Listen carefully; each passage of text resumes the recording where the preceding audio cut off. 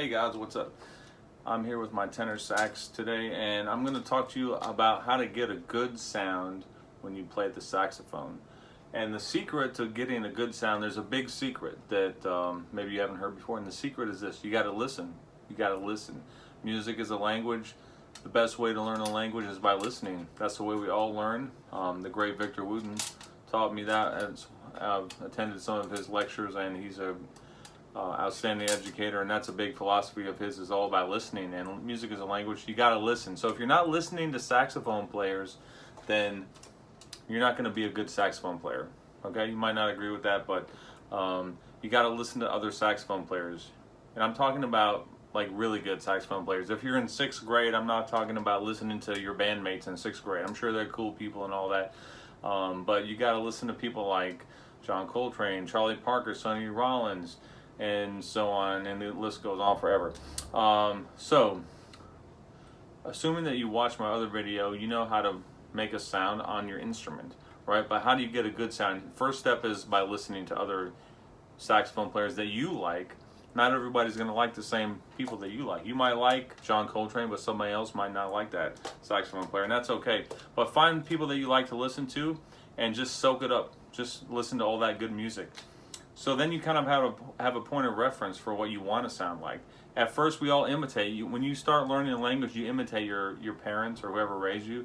When you learn how to speak, mama, dada, all that good stuff, we all imitate. Imitating is okay at the beginning.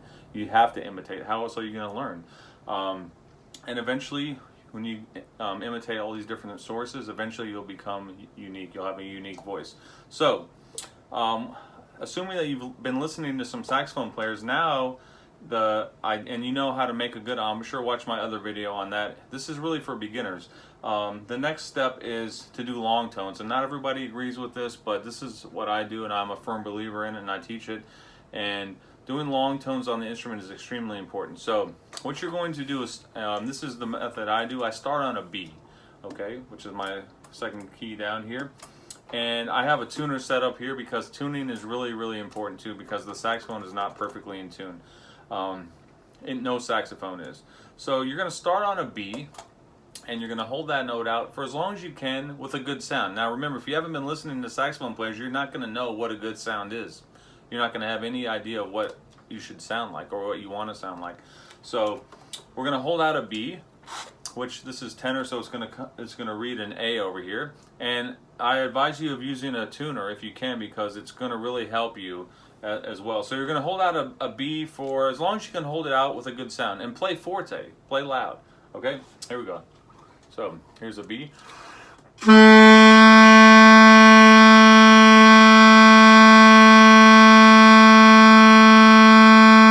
All right, so I was trying to hold that right on the A there, concert A.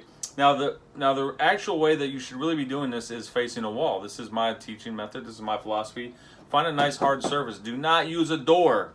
You're going to hurt somebody or hurt yourself if you use a door. Use a wall, a solid, flat, hard surface. Don't play into a curtain. The idea is the sound's going to bounce back, and you're going to be able to hear yourself even better. It's going to be like you're standing right on the other side of this bell listening to yourself play.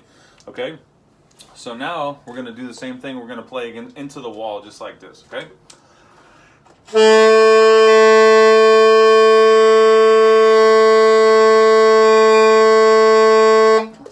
All right, that's a goal of about, what, 10 seconds, 5 seconds? I don't know.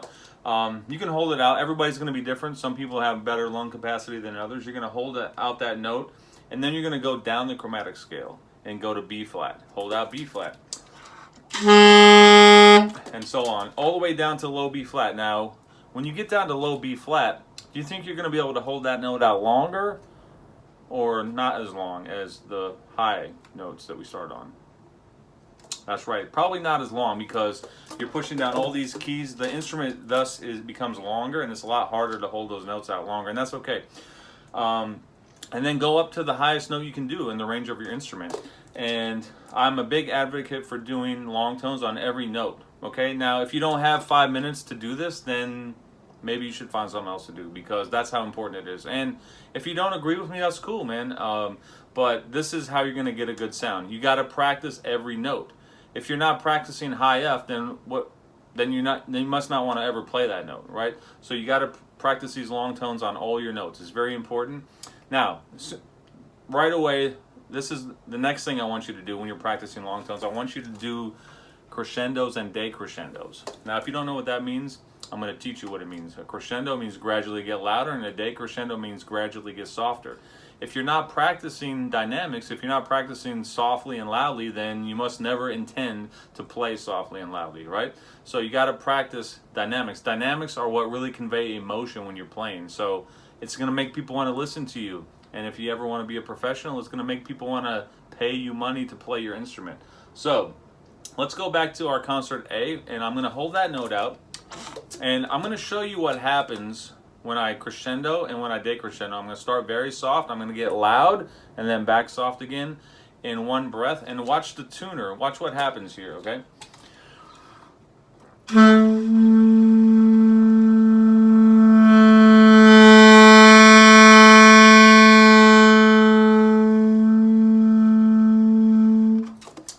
You see what happened? When I was really soft, it wanted to go sharp, and then as I got louder, it wanted to go flat.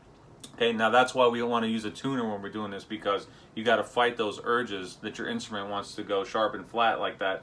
So let's try it again, and this time I'm going to really fight it and make sure that I'm staying right dead center there. Okay.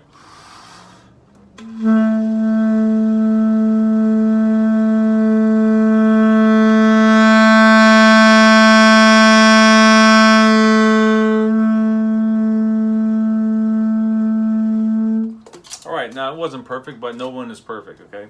And so there you have it. That's a great way to practice long tones. If you have any ideas, suggestions, comments, criticisms, leave them in the comments below, and I hope that helped you. All right, rock on, man.